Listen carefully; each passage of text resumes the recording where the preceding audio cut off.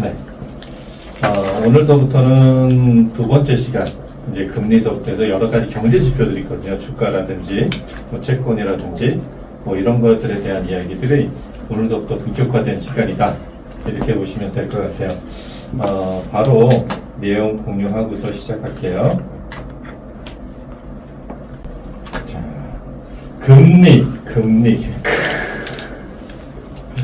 사실, 금리에 대해서 요즘처럼 민감했던 적이 있을까라는 생각이 들어요. 그동안은 왜 금리에 대해서 민감하지 않았었냐면 2008년도 서브프라임 모기지원 사태, 세계적인 금융위기가 한번 있어서 그 이후에서부터 한 10여 년간이나, 아니죠, 10여 년간이 뭡니까? 훨씬 더 오랫동안 국제적인 저금리 기조가 있었어요. 그러면서 사람들이 그때 무슨 얘기들을 했냐면 선진국들은 금리가 낮다. 그렇게 우리나라도 그렇게 될 것이다. 앞으로 선진국일수록 금리 격차가 굉장히 적다. 뭐 일본 봐라, 일본은 마이너스 금리를 하고 있지 않느냐. 막 이런 얘기들이 굉장히 많았던 시절이 있었습니다. 근데 그게 맞는 얘기였을까라는 생각이 사실 요즘에는 좀 들어요. 왜 그러냐 하면 요즘엔 선진국 금리가 우리나라 금리보다 높아요. 기준금리라고 하는 것 자체가 높습니다. 그러면 그 당시에는 왜 우리가 그렇게 금리를 낮게 가져갔을까? 이런 것들을 한번 생각해 보게 되는 거죠. 금리가 무엇 때문에 변하게 되나? 사실 저금리 때는요, 금리에 대한 고민들을 거의 하지 않습니다. 너무 낮으니까요. 이런 말 있잖아요. 도찐 개찐. 금리 차라는 게 무의미했거든요. 근데 금리가 좀 높은 시절에는요, 이 벌어지기 시작을 해요. 대출금리도 마찬가지여서 우리가 이제 저금리 시절에는 2%냐 3%냐 그 차이가 그렇게 크지 않았었어요. 근데 지금은요 3%, 4%, 5%, 6%, 7%, 8% 이렇게 벌어져 버리거든요. 그러니까 금리 차가 굉장히 커져 버리는 거죠. 스펙트럼이 커지느냐 스펙트럼이 줄어들어 있느냐 이런 것들을 보게 되는 게 아닌가라는 그런 생각이 듭니다. 그럼 도대체 이런 금리 옆에 괄호에 이자율이라고 써져 있는데 이게 도대체 뭐냐? 지난 시간에 이런 얘기를 했을 거예요. 금융회사의 기능은 크게 두 가지다. 하나는 여신, 하나는 수신. 하나는 받는 거, 하나는 주는 거. 하나는 끌어들여오는 거니까 예금과 적금. 이거를 수신이라고 한다. 그리고 은행 기준으로 주는 거, 금융회사 기준으로 주는 거, 대출. 이걸 여신이라 그런다. 그런데 줄 때도 사람들은 은행이나 금융회사를 거래할 때는 우리가 은행이나 맡길 때 뭘 기대하고 맡기냐면 제로금리를 기대하고 맡기지는 않습니다. 안전하게 보관만 해줘. 뭐 이것도 있어요. 사실 일본에서는 한동안 그랬던 적도 있었습니다. 그냥 보관만 해주면 돼. 그런데 은행이 거기다 뭘 받냐면 보관료를 받아요. 아니 이건 돈을 보관했다? 그래서 보관료를 받는다? 물건도 아니고 창고업도 아니고 은행이 은행업이 아니라 창고업처럼 되어버린 그런 게 과거에 아주 오래된 건 아닙니다만 일본의 은행업이 그랬지 않았나라는 생각이 들어요. 그런데 그런 특수한 경우를 제외하면 사람들 은행에다 돈을 맡길 때 뭘 기대하냐면 소정의 이자를 기대를 합니다. 그리고 불가피하게 은행에서 돈을 빌릴 때 우리는 빌린 거에 대한 대가로 이자라고 하는 것을 내게 돼 있죠. 자, 그럼 이렇게 돈을 빌려준 대가로 해서 받는 것이건 아니고 돈을 맡긴 대가로 받는 것이건 그거를 해당할 때 그 받는 것이 얼마큼 될 것이냐 이거를 계산하는 거 그거를 금리라고 합니다. 무언가 로직이 있어야 되겠다는 거죠. 그런데 이자라고 하는 게 사실 3개월짜리 이자 3개월 맡겨도 이자를 줘야 되고 6개월짜리 이자 6개월 맡겨도 이자가 줘야 되고 1년을 맡겨도 줘야 되고 10년을 맡겨도 줘야 되는 게 이자입니다. 금융상품에서 장기상품이 그렇게 많지 않습니다만 이자로 표시되어 있는 게 대출은 장기 대출이 꽤 많죠. 특히 이제 부동산 같은 경우에는 10년, 20년, 30년 분할상환 같은 그런 상품들이 존재하게 되다 보니까요. 근데 그거를 통산 이자율이라 그래서 전체 전기간을 다 합산한 이자율로 계산할 것이냐 아니면 특정 기간을 가지고 표시할 것이냐 그런 어떤 기준점들이 필요하겠죠. 그래서 통상 많이 쓰는 게 연이자율이란 말을 씁니다. 3개월 빌려줬어도 연 이자율로 표시를 하고 6개월을 빌려줬어도 연 이자율을 표시를 하고 10년을 빌려줬어도 연 이자율을 표시를 해야 어떤 기준선에서 이게 이자율이 높다 낮다 라는 평가가 되는 거거든요. 사실 재밌는 건 이 지표라는 게 왜 중요하냐면 여러분 길다 짧다.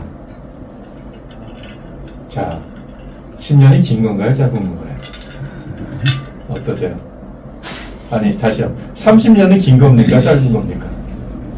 길어요. 이렇게 나온다고요. 그러면 1초는 긴 겁니까 짧은 겁니까? 짧아요. 자 이렇게 나오는 게 일반적입니다. 그런데 여기에서는요 굉장히 치명적인 오류가 하나 있습니다. 뭐냐면 질문하는 제가 무엇을 하나를 설정하지 않았어요.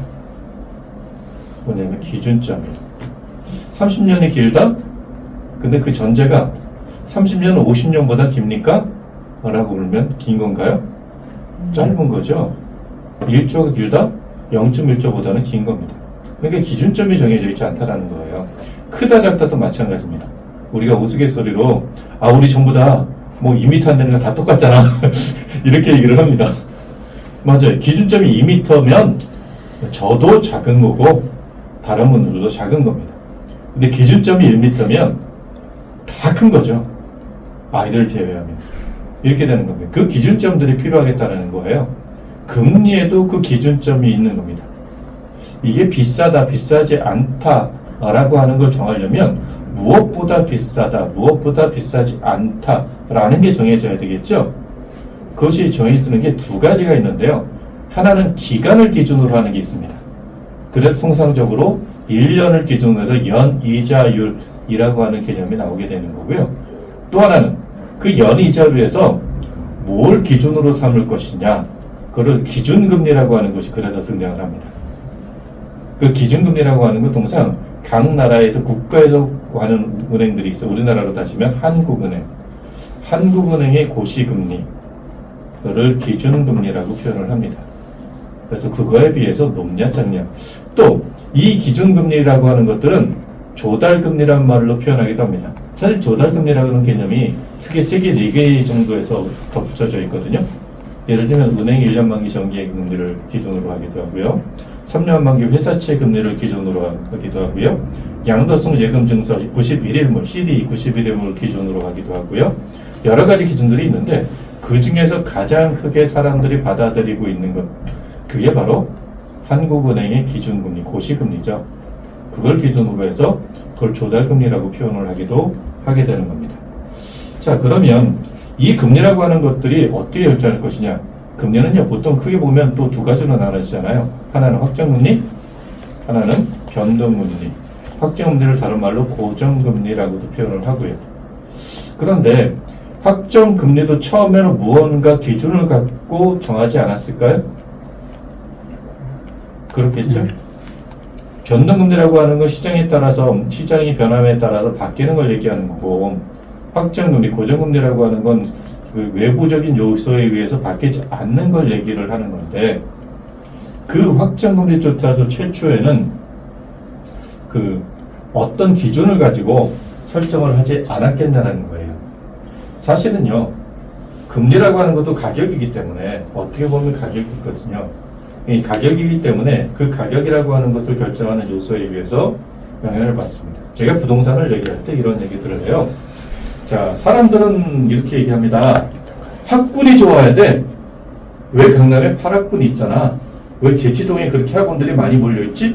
근데 서울에만 그런 게 아니고 대전에도, 대구에도, 부산에도, 광주에도 교육특구라는 데들은 대도시엔 다 있더라. 그런 데들은 공통적으로 집값이 비싸. 집값이 굉장히 높게 형성돼 있어. 이렇게 얘기하는 사람들도 있고, 아니야, 부동산은 교통 여건이 중요해.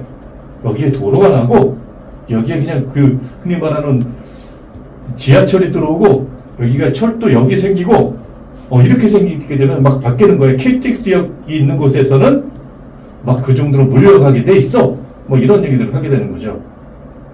그 교통 여건이 좋아야 돼? 또 환경이 좋아야 돼. 한강이 보이는데 진짜 한강변 아파트라는 게 굉장한 프리미엄이잖아요. 그죠? 프리미엄이란 말을 붙여요. 호수가 앞에 펼쳐져 있어. 여기 CCTV야. 뭐 이런 식으로 하면서. 자, 그런데 그런 요소들이 있는가 하면 또 반대는 정책이라는 요소가 있습니다. 앞에 있는 거를 시장이라고 표현하고 뒤에 있는 걸 정책이라고 표현합니다. 하면서 제가 부동산에 대한 얘기를 하거든요. 그런데 그 시장이라고 하는 것이 결국 뭐에 의해서 될 것이냐? 우리는 너무나도 잘 아는 것처럼 가격을 변동시키는 요소들이 굉장히 많지만 그 중에서 가장 중요한 요소가 바로 수요와 공급이라는 겁니다. 이건 뭐 초등학생 때부터 우리가 동네히 배웠던 거죠. 근데 이 수요와 공급이 항목 따라 달라진다는 거예요. 예를 들면 부동산에서의 가격은요, 수요와 공급은 뭐냐? 이렇게 제가 표현을 합니다. 그래서 부동산에서 공급이라고 하는 건 집수, 총량을 얘기하는 거고, 그리고 부동산에서 수요라고 하는 건 가구 수라든지 덩어리가 크니까 돈을 벌 수 있는 사람들의 수, 그래서 경제활동 인구라고 할지, 전체 인구, 총인구라고 할지, 이런 것들을 수요로 본다. 이렇게 얘기를 하고요. 주식에서는 또 다르게 얘기해요. 주식도 우리가 주식 자체가 관심 있는 것이 아니고 주식의 가격에 대해서 관심 있는 거거든요. 주식의 가격. 좀 있으면 나올 겁니다. 주가를 얘기하는 거죠. 주가. 그럼 이것도 역시 수요와 공급에 의해서 좌우되는 거다라는 거죠. 가격이니까. 그런데 주식에서의 수요, 주식에서의 공급이라는 게 도대체 뭘까요? 주식에서의 공급? 역시 주식 총량입니다. 어떠한 흔히 말하는 지수, 코스피 지수라든가 다우존스 지수라든가 S&P 500 지수라든가 이 지수는요 전체 총량을 얘기하는 겁니다. 그리고 그 개별 종목에서도 발행수 그거를 총량이라고 그러죠. 이게 있는데 가만히 생각해 보면 주식 총량이라는 게 그렇게 확 늘어날까요? 맞아요. S&P 500에서 다우존스 지수에서 코스피 200에서 이런 코스피 지수나 이런 거에서요 총량이 늘어나는 건요 아주 미미합니다. 늘어나는 건 뭐가 늘어나는 거냐면요 기존에 있는 삼성전자가 액면보나락계 이렇게 되거나 이번에 A라는 회사가 신규로 상장했어 그럼 공모주 총량을 해가지고 이렇게 해서 늘어나는 거 밖에는 없다라는 거예요. 그러면 주식시장에서는요 이렇게 공급량이 잘 늘어나지 않는다라고 가정하게 되면 뭐에 의해서 결정되는 시장이냐? 수요에 의해서 결정되는 시장이구나. 주식은 공급보다는 수요라고 하는 팩터가 굉장히 큰 팩터구나. 그 수요라고 하는 건 사는 세력이잖아요. 그 사는 세력이 세 가지밖에 없네요. 예, 경제 주체가 세 개인 것처럼 주식에서 사는 세력은 세 가지밖에 없습니다. 그 세 가지에 의해서 움직이더라 라는 겁니다. 그게 뭘까요? 메인, 기관, 그리고 우리 같은 개인들, 개미라고도 통칭하는 이 세 가지밖에 없더라. 그래서 이 세 가지가 어떻게 움직이느냐에 따라서 움직이느냐의 주가는 형성된다. 이렇게 보시면 될 것 같아요. 마찬가지로 금리도 그렇습니다. 금리도 수요 요소가 있고요. 공급 요소가 있어요. 자, 은행 기준으로, 금융회사 기준으로요. 공급이 늘어나려면 어떻게 되는 거냐면 맡기는 사람이 많아야 됩니다. 그죠? 예금과 적금을 해서 많이 맡기게 되면 그때는 당연히 그 맡기는 사람이 많아지니까 공급이 많아지니까 가격이 떨어지게 돼 있습니다. 금리가 낮아진다는 뜻입니다. 또 반대로 찾는 사람이 많으면 당연히 금리가 높아지게 돼 있는 겁니다. 대출을 요청하는 사람들이 많아지면 대출 금리는 높아지게 돼 있는 겁니다. 자, 그런 기준도 있다라는 겁니다. 그런데 이게 아까 제가 부동산을 얘기하면서 하나는 시장이라는 팩터가 있고 또 하나가 정책이라는 팩터가 있다고 했었죠. 맞아요. 금리도 똑같아요. 금리에도 정책이라는 팩터가 존재를 합니다. 이 부동산보다 더 강하게 영향을 미칩니다. 금리에서만큼은요. 정책이라는 게. 왜 그럴까요? 국가에서 기준금리라는 걸 정하잖아요. 시장에만 맡겨놓지 않아요. 앞으로 대한민국이라고 하는 나라를, 미국이라고 하는 나라를 경기를 활성화시킬 것이냐, 경기를 줄일 것이냐, 인플레이션이 발생하게 할 것이냐, 아니면 디플레이션이 발생하게 할 것이냐, 이런 것들을 고민을 해서 기준금리를 정하게 되는 거거든요. 그래서 그거에 따라서 정책위에서 기준금리를 동결하겠어요. 기준금리를 높일게요. 기준금리를 낮출게요. 이거에 따라서는 경제가 왔다 갔다 합니다. 최근에 여러분들 그런 사례들을 굉장히 많이 보실 거라고 생각이 들어요. 그리고 이 금리에 따라서 다른 것들도 영향을 미치기 시작을 해요. 가장 영향을 많이 받는 것 중에 하나가 뭐 종합주가지수 이런 것들이죠. 투자 시장이 활성화될 것이냐 말 것이냐도 역시 금리 여건에 의해서 좌지우지되는 경우들이 많이 있더라는 거. 우리가 그런 것들을 보면서 야 금리라고 하는 게 사실은 이게 은행 금리 생각하면 별거 아닌 것 같은데 이 금리 때문에 변하는 팩터들이 굉장히 많구나. 그 사실을 우리가 좀 기억해야 될 것 같습니다. 자 그러면요 그 부분에 대해서 좀 볼 텐데요. 조금 전에 그림 1-3에 나와 있는 게 조금 전에 한 그 얘기입니다. 자금에 대한 수요가 많느냐? 자금에 대한 수요라고 하는 건 대출이죠. 이게 많을 것이냐 적을 것이냐 또는 자본의 공급 다시 말하면 맡기는 사람들이 많을 것이냐 적을 것이냐 그거에 의해서 금리가 결정하게 돼 있다라고 말씀드릴 수 있을 것 같아요. 자 그런데 여기에 보니까 굉장히 중요한 말이 하나 나와요. 물가 변동률 물가라는 말이 드디어 등장을 하기 시작합니다. 아까 금리 때문에 바뀌는 게 종합주가 지수도 바뀌었는데 주가라고 한 투자 시장에도 영향을 받았는데 또 물가라고 하는 것이 갑자기 팩터로 하나 더 등장을 하네요. 사실 이거는요 최근에 얘기하기 굉장히 좋은 겁니다. 요즘 물가가 높아요 낮아요? 높아요. 자 이것도 마찬가지 기준점 정하셔야 됩니다. 과거에 비해서 높아요. 이렇게 되는 거죠. 3년 전에 비해서 높아졌어요. 이렇게 되는 거죠. 맞아요. 예를 들면 우리가 아프리카나 터키, 투르키예보다는 물가가 낮아요. 이게 맞는 거죠.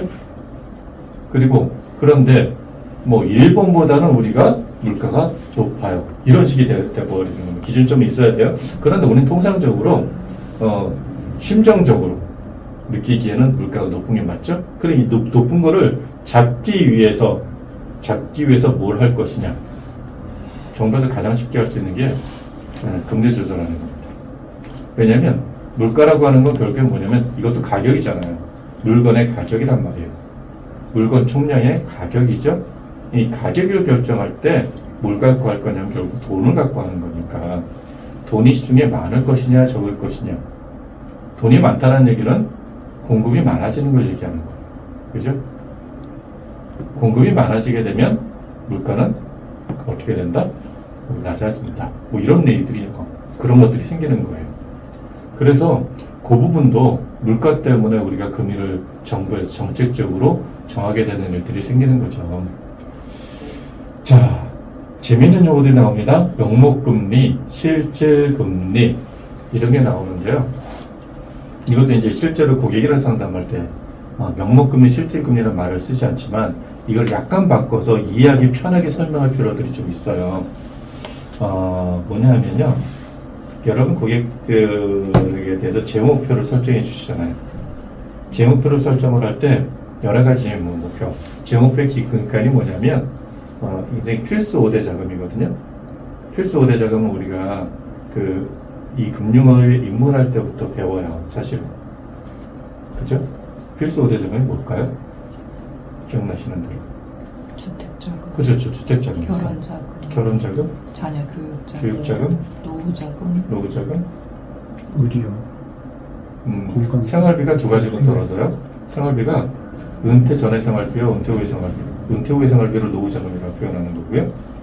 그리고 예비가 들어가죠.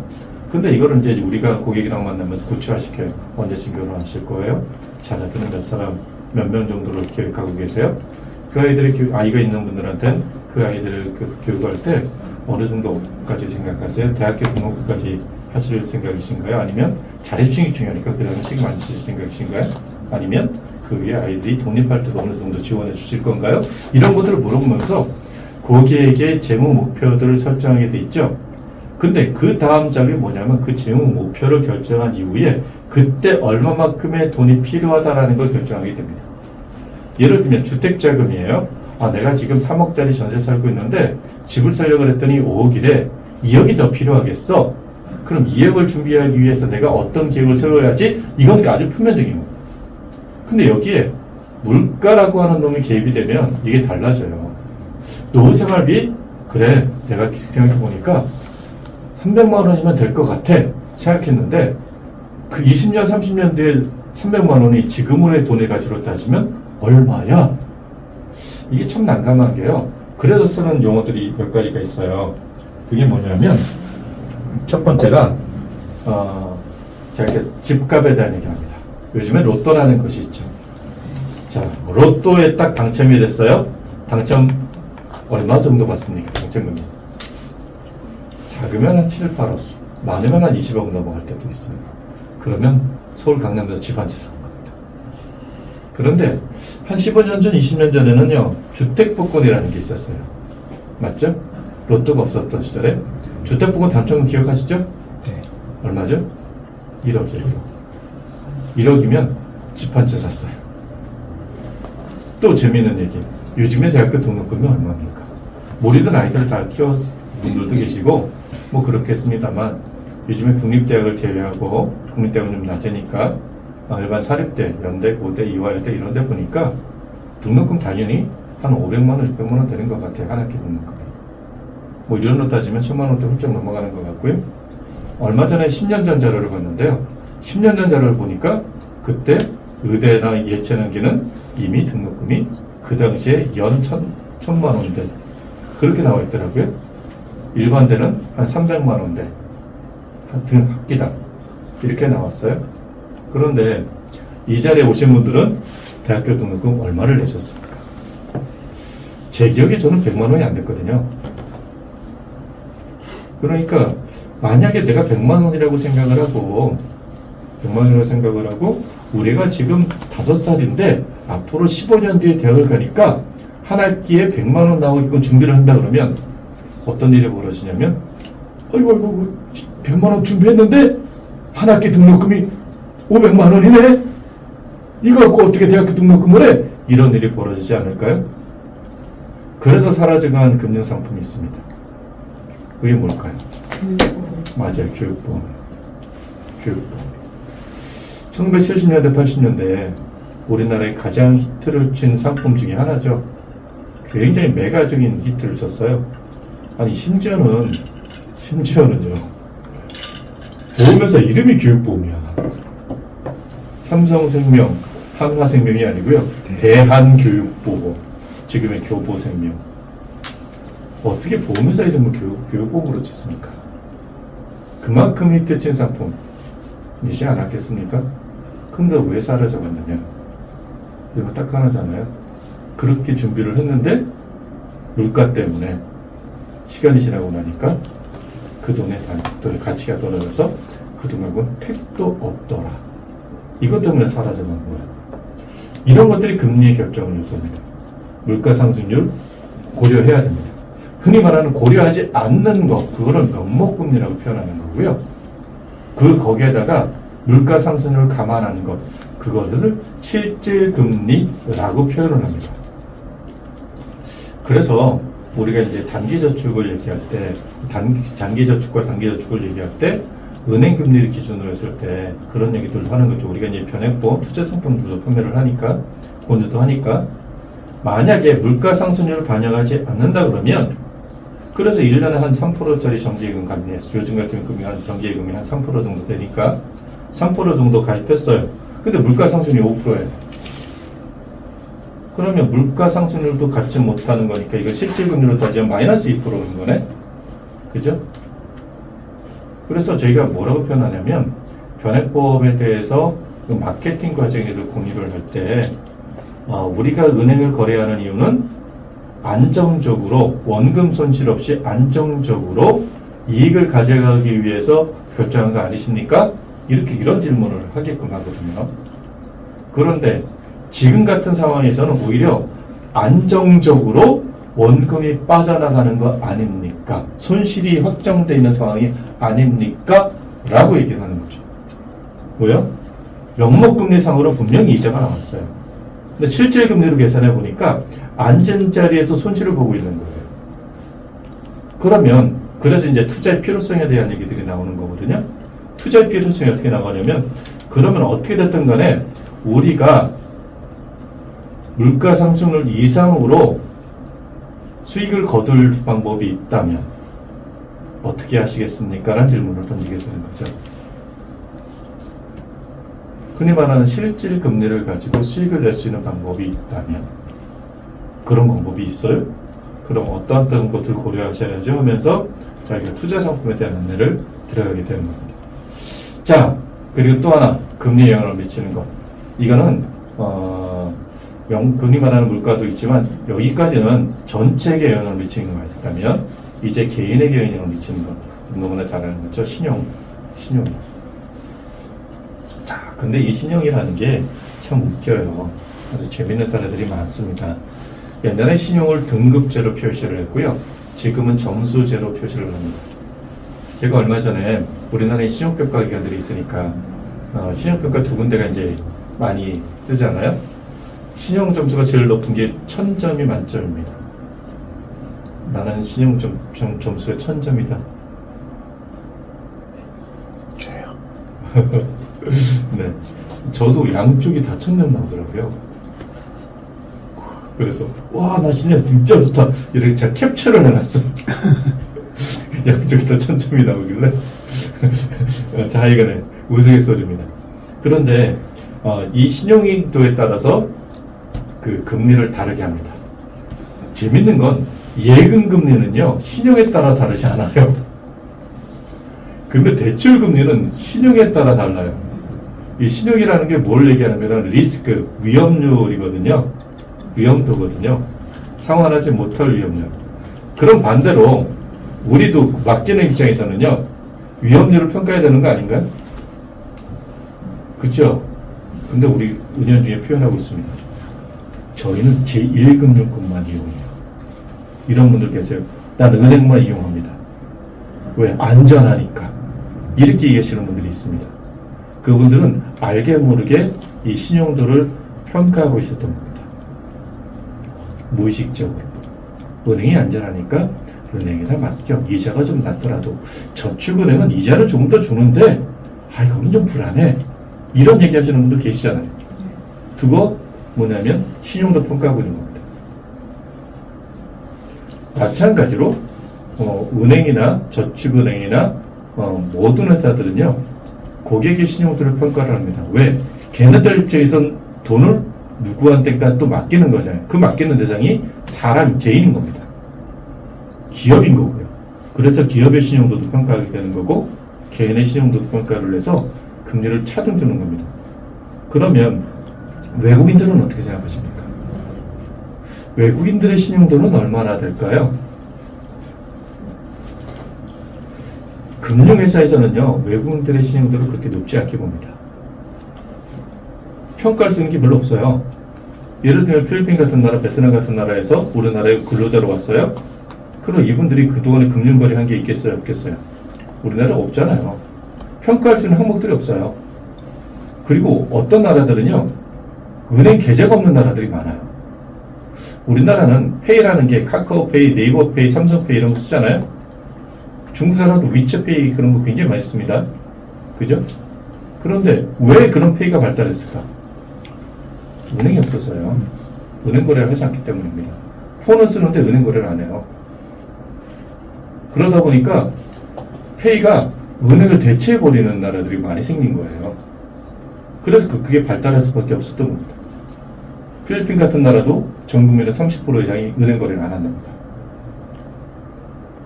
웃겨요. 있을 수 없는 일이 있다는 거예요. 미국은 안 그럴까요? 미국도 그래요. 사실은요, 지방으로 가게 되면요, 이 선진국이 아닌 거예요. 선진국도 시골로 가게 되면 얼굴색만 하얗지 실제로 생활 수준이 이런 건 훨씬 떨어진 지역이 엄청나게 많이 있는 겁니다. 그리고 글 모르는 사람 영어는 잘해. 근데 글은 몰라. 이런 사람 많은 겁니다. 자, 그러면 그거는 연례로 치더라도 그래서 은행에서 외국인들이 돈을 빌릴 때 금리를 굉장히 높게 쳐주게 돼 있어요. 근데 틈새 시장 진짜 머리 좋은 사람들은 어떻게 하는지 아세요? 머리 좋은 금융회사들은요 외국인들이 블루오션이라고 생각합니다. 그리고 걔네한테 돈 빌려주고 이자 높게 받아요. 연체율이 굉장히 낮아요. 왜 그럴까요? 한국에 뭐하러 들어왔어요? 일하러 들어왔어요.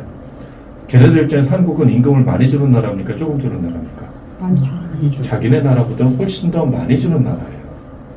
그래서 한국 들어올 때 흔히 말하는 브로커들을 통해서 대출 받아서 들어오는 친구들이 많아요.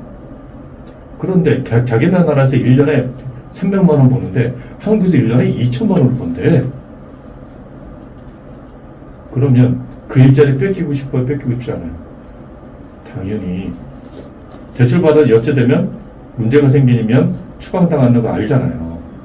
근데 얘네들은 어떻게 하든 간에 갚아야 대출을 하면. 그리고 이자율이 우리나라가 걔네들이 흔히 동남아에서 온 노동자라든지 필리핀에서 온 노동자라든지 몽골에서 온 노동자들이 자기네 나라 대출 이자율보다 대한민국의 대출 이자율이 낮아요. 우리나라 70년대, 80년대 고금리 상황이었다고 얘기했죠? 맞아요. 예금도 고금리였으면 대출은 더 고금리예요. 그래서 얘네들 대출 이자율이 1년에 30%, 40%, 50%짜리도 꽤 많아요. 근데 한국에서는요, 대출 금리 상한선이 정해져 있잖아요. 많아 20%란 말이에요. 걔네들 입장에서는 저렴한 거예요. 그러니까 이거 갚는 것도 돼요. 갚고 연체도 안 시켜요. 그러니까 상당히 좋은 거죠. 좋은 시장이죠. 어떻게 보면. 그래서 그런 데를 정말 따로 이렇게 공략을 하는 그런 금융회사들이 요즘에 등장하기 시작을 했습니다. 자, 역시 그런 얘기인 거 건너뛰고요. 자, 그럼 금리에 영향을 미치는 것. 그 밑에 볼까요? 교재에 이렇게 써있네요. 금리의 변동은요, 가계 소비, 기업 투자 및 물가 수준, 국가 간 자본 이동 등 여러 분야에 영향을 미친다. 가계는 경제활동을 통해 벌어들인 소득을 중소비하거나 저축하는데 이때 얼마나 소비하고 저축할지 결정하는 중요한 요인이 금리이다. 이거 동의하십니까? 금리가 낮으면요, 사람들은 저축을 잘 안 하게 돼 있어요. 해봤자 뭐.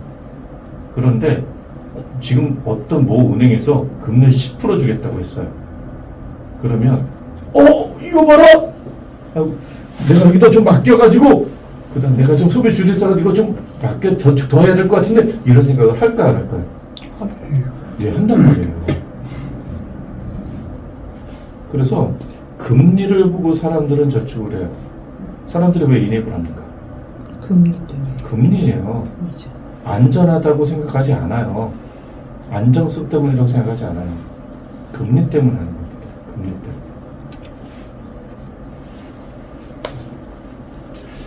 금리가 오르면 저축으로 얻을 수 있는 이자 소득이 증가하므로 가계는 현재의 소비를 줄이고 미래의 소비를 늘리기 위해 저축을 증가시킨다. 예, 이것 때문에 정부에서 금리를 하는 거예요. 미국에서 금리를 올리는 이유는요, 소비를 줄이기 위해서라는 거죠.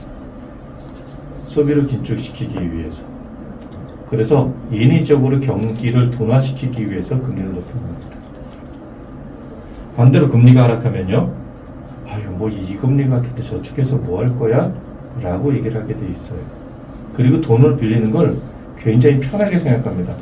갚아야 될 이자가 얼마 안 되네? 라고 생각해서 돈 빌리는 걸 편하게 생각하고 돈 맡기는 건 대수롭지 않게 생각하게 돼 있습니다. 그래서 시중에 돈이 많아지게 되는 겁니다.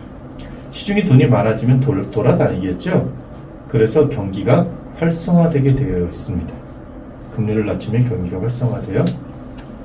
이게 정상적인 거예요. 그런 정부에서 정책적으로 금리를 낮춘다는 얘기는 경기를 활성화시키기 위해서 그런 거예요. 언제? 불황에 접어들었을 때. 불황에 접어들어서 경기를 활성화시킬 필요가 있다고 생각이 될 때는 금리를 낮춥니다. 그래서 2008년도 이후에 세계 각국은 점차 금리를 낮춰왔던 겁니다. 그래서 경기화를 활성화시키려고 했던 거고요. 그런데 이렇게 경기를 활성화시키다 보면 시중에 돈이 많아지게 되는 거고, 시중에 돈이 많아지게 되면 필연적으로 인플레이션이라는 게 생기게 되어 있어요. 너무 많아지게 된 거죠. 그래서 그것들을 줄여나가기 위해서는 다시 경기를 후퇴시키는 작업을 하게 되는 겁니다. 그래서 지금 금리가 올라가게 되고 있는 거고요. 그런 영향이 있다, 이렇게 봅니다. 서로 주고받는 어떤 한 방향에서 한 방향으로 올라가지 않습니다. 자, 그래서 제가 강의할 때 이런 표들을 하나 만들어 놨는데요. 공유를 유지하고요. 다른 거로 공유를 하나 할게요. 요 표. 이게 금리 상관관계도라고 하는 표인데요. 이걸 가만히 보시면 이게 어떤 영향을 미치는가에 대해서 적어놓은 거거든요. 금리가 올라가면 주식시장은 영향을 받는다. 이게 밑으로 떨어진 게 있고 비스듬하게 되어 있는 게 있죠. 이게 뭐냐면 밑으로 떨어지는 건 확실하게 영향을 받는 거고요. 비스듬한 건요, 말 그대로 영향이 있다 정도라고 생각을 하시면 될 것 같아요. 금리가 올라가면요, 사람들은 이제 안정성과 수익성 중에서 체크를 하거든요. 이건 보통 사람들만 그런 게 아니고요, 금융회사들도 그렇습니다. 주식시장에서 세 가지 팩터가 있다고 그랬잖아요. 외인과 기관과 개인이 있다고 그랬는데, 이 기관들도 마찬가지예요. 금리가 높아지면 안전한데 금리까지 높아? 그쪽으로 조금 더 가는 거예요. 포트폴리오 구성할 때. 그렇게 되다 보면 어디서 뺏어가냐면 좀 위험한데 리스크가 있어. 리스크는 있는데 수익은 좀 날 것 같아 하는 지식을 수익이 좀 날 것 같은 또 다른 그것도 다 안전한데 수익 높은 게 생겼으니까 그쪽으로 옮겨가게 되는 거거든요. 똑같은 제로섬이에요. 똑같은 제로섬에서 내가 100억이 있는데 저축에서 30억, 투자에 70억 있었는데 이 30억짜리 저축했던 게 금리가 높아진 거예요. 그럼 이쪽의 비중을 늘리지 않겠습니까? 이쪽의 비중을 늘리다 보면 이쪽의 비중은 줄어들게 돼 있죠. 자, 그러면 빼가는 게 되네. 투자시장에서는요. 빼간다는 얘기는 판다는 뜻이에요. 하니까 가격이 낮아지게 돼 있다. 그런 뜻입니다. 채권은요, 역방향입니다. 완전히. 금리가 높을 때 채권 시장은 바닥을 칩니다. 부동산은 어떨까요? 그건 마찬가지입니다. 주식과 부동산은요, 반대로 움직이지 않아요. 대부분 비슷하게 움직입니다. 물론 시차는 존재해요. 왜냐하면 결국에는 우리는 부동산을 볼 때 두 가지를 보거든요. 하나는 나는 주거가 목적이야 라는 사람, 또 하나는 나는 투자가 목적이야. 투자가 목적에서는 꼬마 빌딩 사야 돼. 뭐 이런 얘기들. 나는 수익형 부동산, 월세 나오는 부동산을 찾아. 이런 사람들. 난 다 필요 없어. 나는 내 한 몸 둘 수 있는 공간이면 돼. 주거가 목적인 사람들. 그런데 덩어리가 작지 않아요. 부동산이라고 하는 거. 그러다 보니까 큰 돈들이 들어가게 되어 있어요. 여기서 금리가 높아지면요, 어떤 영향이 있냐면 일단 비싸졌네? 그러면 투자를 하려고 했던 사람들, 투자가 목적인 사람들, 내가 부동산을 보유하고 있는 것보다 이쪽에서 이자 소득이 괜찮은데 부동산은 어떻게 될지 좀 불안하잖아. 전때 따라 올라갔다 떨어지겠다 하기도 하고. 그런데 이쪽은 금리가 확정적이네? 굉장히 높네?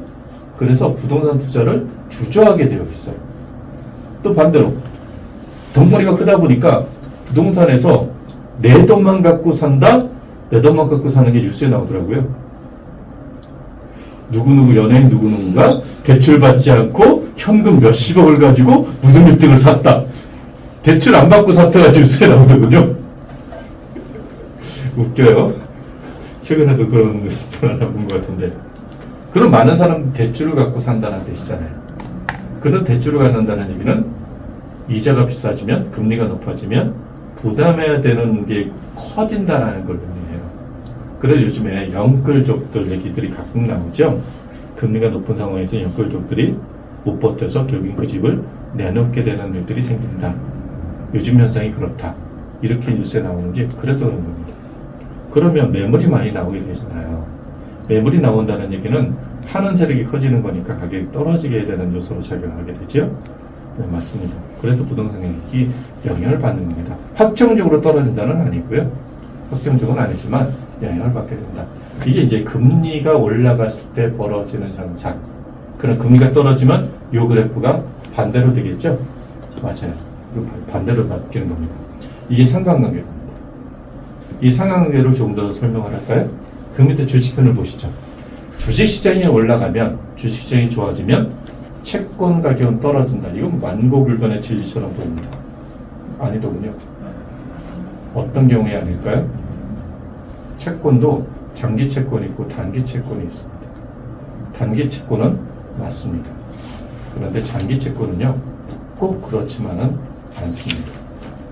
그래서 최근에 채권 펀드들 수익률을 보게 되면 장기 채권에 관련 투자하는 펀드들과 단기 채권에 관련된 펀드들, 그러니까 MMF라든가 머니마켓 펀드 이런 펀드들이죠. 그런 펀드들의 수익률과 미국 장기 채권 펀드의 수익률이 확연히 다릅니다. 금리가 현재 굉장히 높은 편에서 가는데도 불구하고 채권 펀드 수익률이 굉장히 좋은 경우들도 있고요. 반대로 완전히 박살나 있는 경우들도 존재하더군요. 주식시장이 높아지면 부동산 가격이 좀 떨어진다? 요즘 가만히 보면 주식시장이 굉장히 좋지 않나요? 미국은 기록을 경신하는 계속 뜨고 있고, 그런데 부동산 가격이 우리나라는 좀 엉망이에요. 근데 미국 부동산은 어떻습니까? 미국 부동산 지금 좋습니다. 위에 금리편에서 보면 주식과 부동산이 같이 움직이잖아요. 근데 주식을 보게 되면 주식 원래도 부동산이 같이 움직이지 않는 걸로 표시가 되어 있을 거예요. 약간 다르죠? 뭐냐면 금리 자체는 금리가 이렇게 바뀌는데 주식이 올라갈 때 부동산이 같이 올라가는 경우들이 있어요. 언제 그럴까요? 유동성이 풍부해졌을 때입니다. 유동성이 굉장히 많아졌을 때는요, 주식과 부동산이 같이 움직여요. 유동성이 적을 때는요, 주식이 올라가면 부동산 떨어집니다. 그러니까 요 표는 주식이 올라갔을 때 표는요, 여기에 숨어 있는 게 하나가 시중에 돈이 얼마나 많으냐 적으냐가 하나가 숨겨져 있는 거예요.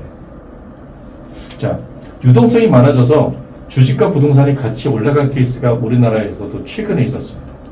언제냐면 문재인 정부 때입니다. 문재인 정부 시절에 집값이 엄청나게 올랐다. 맞죠? 근데 문재인 정부 시절에 뭐가 있었냐면 코로나가 있었어요. 코로나 끝나고 종합주가지수가 엄청나게 높아졌어요. 가치 높아졌다는 거예요. 그게 원인이 뭐냐? 도대체 원인이 뭐냐면요, 가장 큰 원인이 유동성입니다. 서브프라임 모기지론 사태 이후에 경기를 살리기 위해서 세계가 그렇게 많은 돈을 풀었고, 코로나를 극복하겠다고 전국민 재난지원금이라는 이름으로 돈도 풀었고, 이렇게 많이 풀린 돈들, 그 돈들이 실제 경기가 좋아진 게 아니고 실물 경기가 좋아진 게 아니고 코로나 상황이니까 여전히 사람들은 집 밖에 나가지 못하고 나갈 때 마스크 쓰고 다녔고, 걸리면 격리당하던 그 시절에 기업이 좋아질 리가 없잖아요. 그런데 종합주가지수가 뛰어. 집값이 좋아질 일도 없어요. 움직이지 않는데, 사러 보러 다니지도 않는데, 그런데 뛰어요. 전형적인 유동성 잔세. 돈이 많아지면 생기는 현상. 그럴 경우에는 같이 움직입니다. 근데 그 외의 경우에는 거의 반대로 움직이는 게 정상적인 거고요. 왜냐하면 부동산이 안정자산입니까? 주식이 안정자산입니까? 부동산이 안정자산에 속하잖아요. 그렇죠? 요즘에 안정자산들 가치가 많이 뛰었어요. 이것도 이상현상이에요. 지금 그러는 원래대로라면 설명할 수 없는 사람들입니다. 금값 40만 원 넘어가대요. 이제요. 금은 대표적인 안정자산입니다. 그죠? 대표적인 안정자산인데 주가도 뛰어요. 수익형 자산과 안정자산이 동시에 뛰는 이상한 일이 지금 벌어지고 있어요. 원래는 반대로 움직여야 되거든요. 채권 가격이 올라가면 부동산 가격이나 금리 가격은 그렇게 영향을 받지 않지만 주가는 좀 조정을 받는다. 부동산 가격이 올라가게 되면 다른 것도 그렇게 영향받지 않는다.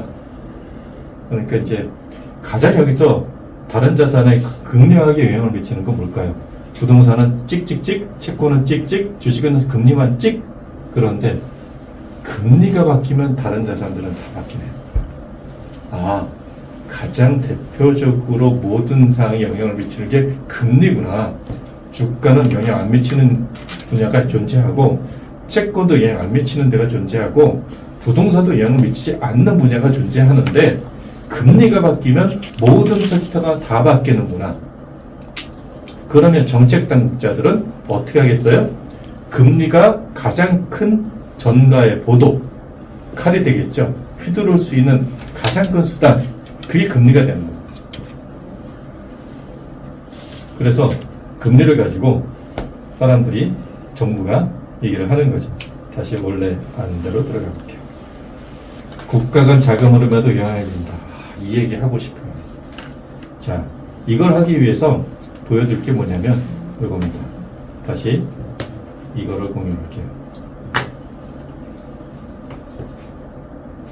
이제 볼 거는 뭐냐면 이겁니다. 이거요. 자, 우리나라의 기준금리와 그러니까 미국의 금리죠. 화면 이쪽에서 보시면 한국의 금리가 높죠? 그죠? 근데 이쪽에서는 미국 금리가 높아요. 기준을 보게 되면 2022년 한 중간 정도 됐을 때 드디어 미국 금리가 한국 금리를 추월하기 시작을 했던 것 같아요. 그럼 생각해 보자고요. 요때 기준으로 해서 우리나라 물가가 얼마나 뛰었나를 꼭 생각해 보십시오. 우리나라 물가가 급등하기 시작한 게 코로나 끝나고인데요. 코로나가 2019년이라고 하지만 사실은 2020년 춘절 끝나고였었고요. 그리고 코로나 기간 동안에는 그렇게 물가가 많이 폭등은 않았는데 갑자기 코로나 끝물때부터 급격하게 올라가기 시작을 했어요. 근데 사실은 2021년, 2022년까지도 오미크론이 막 휩쓸고 있을 때였어요. 변종이죠. 그래서 활동성이 굉장히 좋아진, 전파력은 강한데 치명도는 좀 떨어진 그런 게 막 지금도 사실은 코로나가 변종들이 있다는 얘기를 계속 하고 있고요. 그런데 감기 수준 그 정도밖에 안 되기 때문에 이제 사람들이 마스크 안 쓰고 다녀도 되는 상황인 거고요. 자, 그런데 이 당시는 2000년, 2021년 이때는요 사실은 코로나 영향이 굉장히 컸었어요. 그런데 이때 돈을 많이 풀고 그러다 보니까 이거 영향 때문에 물가들이 많이 뛰어서 이걸 잡기 위해서 이제 금리를 조정하기 시작을 한 거예요. 미국이 이렇게 금리를 하고 올리기 시작을 합니다. 대한민국에 왜 외화 자금이 그렇게 들어왔을까? 미국 금리가 낮으니까. 네, 맞아요. 선진국의 금리가 낮았기 때문이에요. 우리나라의 산화머니 이렇게 대부업체들 있죠? 거기다가 일본계들입니다. 일본계들이 많이 들어왔어요. 왜 일본계들이 많이 들어왔냐면 일본 제로금리 시절이었거든요. 제로금리인데 대한민국에서는 얘네들이 10몇 프로씩 이자를 받을 수 있는 거예요. 그러니까 얘네들이 어떻게 해요? 어라? 여기서 우리나라는 일본을 얘기하는 겁니다. 일본에서는 금리가 제로금리인데 대한민국, 한국에 딱 갔더니 금리를 20%를 받을 수 있대. 그럼 거기다가 제일 세우기 쉬운 금융회사, 그게 바로 대부업이었거든요. 그래서 대부업에 진출을 해요, 일본 계좌분들이. 그리고 어마어마하게 광고를 해야 됩니다. 광고비 엄청나게 비싸겠죠. 네. 그런데도 해요. 왜? 남으니까. 남거든요. 그때 대부업 광고들 얼마나 많은지 기억하실 거예요. 요즘 대부업 광고 많이 줄어들었어요. 그죠? 네. 한때 대부업 광고가 굉장히 많았었어요. 그 대부업 광고의 대부분이 일본계 자본의 대부업 광고였습니다. 일본이 제로금리를 하고 있을 때입니다. 수익이 많이 남기 때문인 거죠. 이렇게 돈이 들어오는 겁니다. 일본뿐만이 아니고요. 외국계 자본들이 들어오기 시작을 합니다. 미국이 전 세계 투자 시장이 뭐 40%대를 넘는 게 갖고 있으니까 얘네들 기준으로 딱 보면 안전성은 당연히 미국 선진국 시장이 훨씬 더 안전해요. 일본 시장이 안전하고요. 유럽 시장, 특히 서유럽 시장이 안전한 거죠. 이런 데이 안정적이에요. 그런데 딱 보니까 항상 포트폴리오를 짤 때 안정성 자산과 수익성 자산을 볼 때 안전한 거는 선진국 시장이지만 수익형을 보니까 신흥국이 수익을 많이 낼 수 있을 것이다. 물론 리스크도 커요. 퐁당퐁당 하니까. 그런데 대한민국을 보니까 그 퐁당퐁당 단계는 지난 것 같아. 세계 10대 무역 교역국이래. 그런데 상대적으로 선유국에 비하면 종합주가 지수가 낮아. 어라? 여기다 투자하면 돈 좀 되겠는걸? 이런 판단을 한 자본들이 우리나라에 들어오는 겁니다. 그런데 이 금리가 역전돼 버리면요, 얘는 첫 번째 안정자산으로 먼저 간다 그랬죠. 그래서 얘는 은행 시티뱅크라든지 이런 은행 자산으로 넘어가는 자금들이 생겼을 거예요. 주식시장에서도 조금 더 안전한 곳으로 넘어가는 겁니다. 안전한 곳으로 넘어가는데 그게 다시 뭐냐면 해외거든요. 다시 미국이거든요. 근데 걔네들 수익도 좋아. 왜? 전 세계에서 여러분 혹시 미국 주식 하시는 분? ETF. 뭐 ETF 좋습니다. S&P 500 ETF라든지 QQQ라든지 부라든지 아주 좋은 ETF들 많으니까 직접 투자하시는 분들도 계실 테고, 테슬라분들도 혹시 있을지 모르겠습니다. 그런데 이렇게 흔히 말하는 대로 외국 시장이 수익도 좋고 안전해. 그럼 우리나라에 둘 이유가 있겠냐는 거예요. 그럼 빠져나가는 겁니다. 빠져나가는데 뭘 갖고 빠져나가요? 돈을 여기다 팔아야 될 거 아니에요. 우리나라 가졌던 거를. 원화로 팔겠죠. 우리나라 시장에서 원화 거래가 되니까. 원화로 팔아요? 그 돈을 갖고 다시 미국에 나가려면 달러를 갖고 나가지 않겠습니까? 그럼 뭐가 바뀌는가 하면 환율이 바뀌는 거예요. 환율. 이 환율이 바뀌어요. 이 환율이 바뀌는 것 때문에 어떤 영향들이 일어나냐면 우리나라에 아주 심각한 타격을 주게 돼 있어요.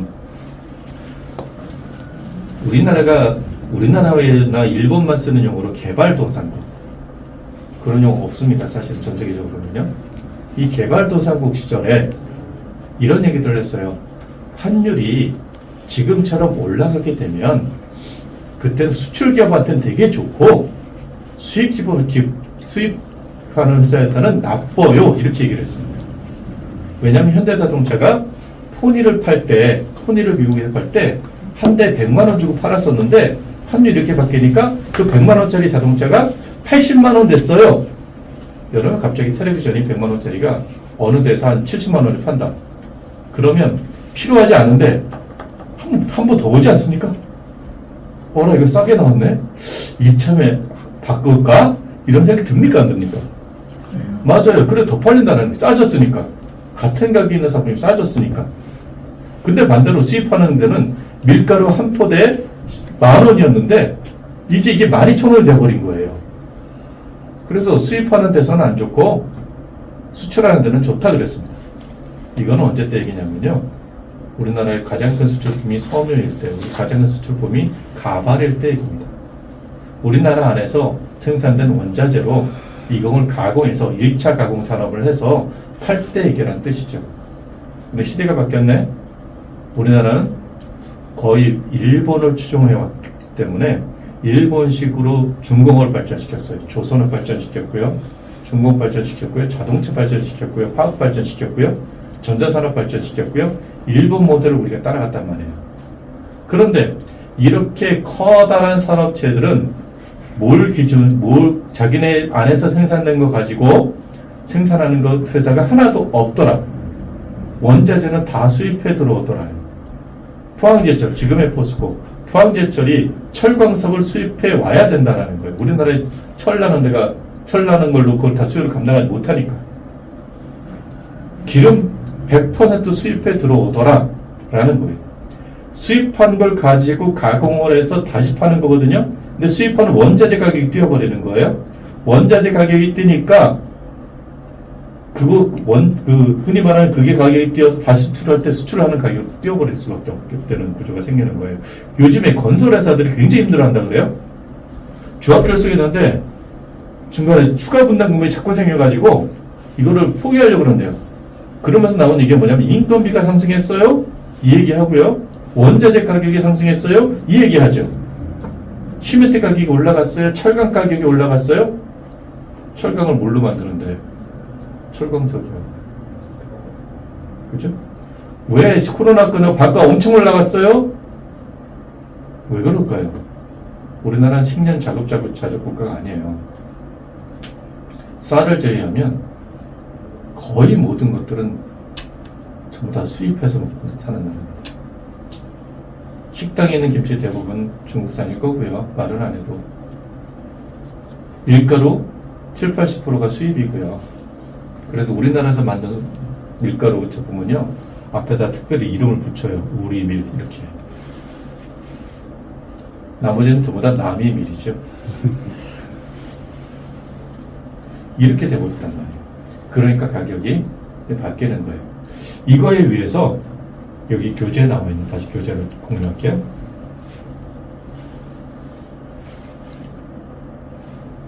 여기에 나와 있는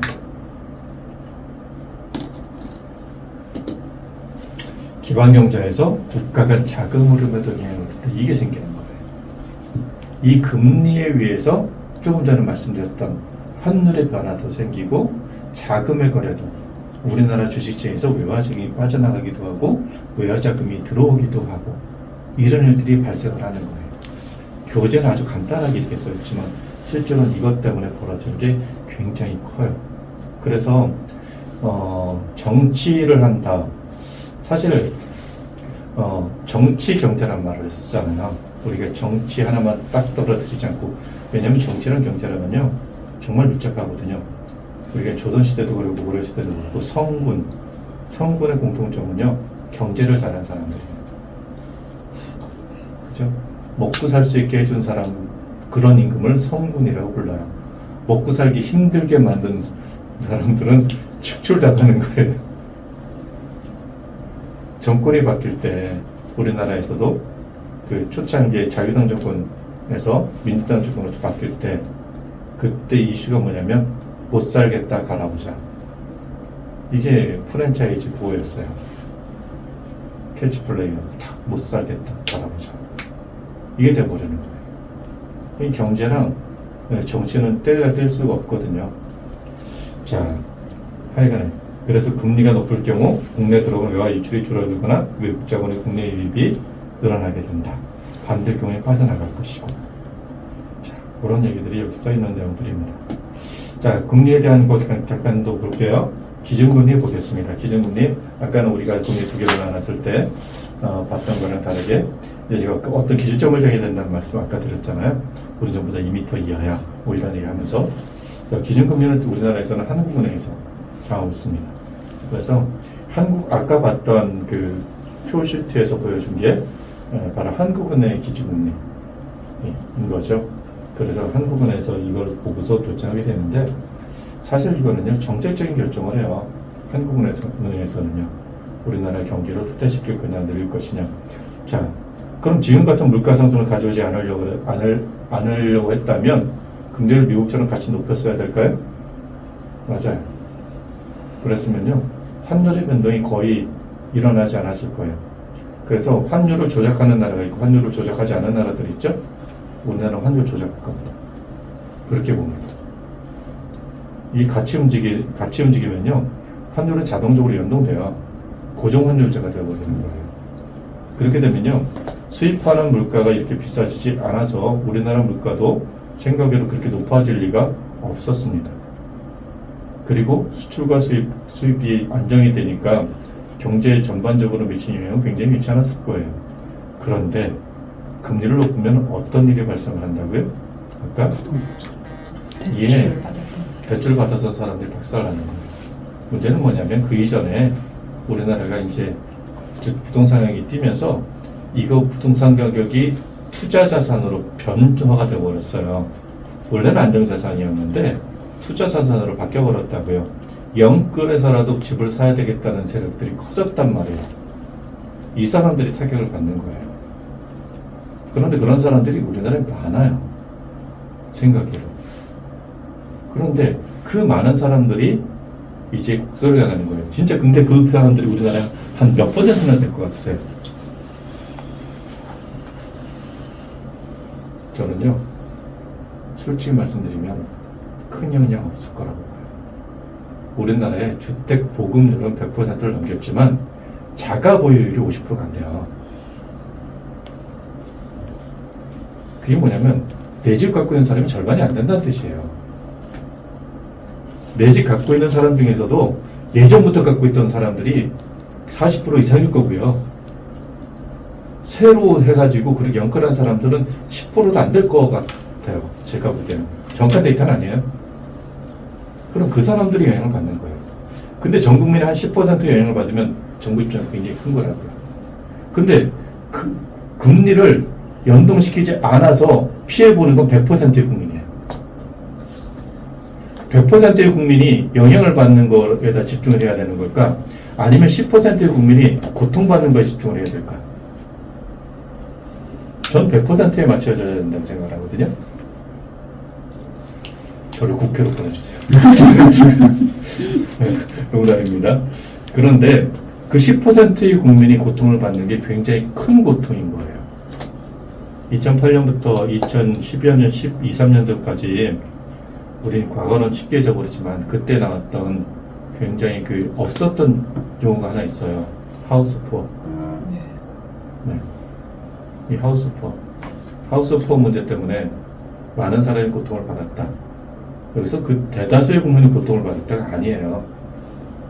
그렇게 영끌해서 집 산 사람들이 고통을 받았다 해요.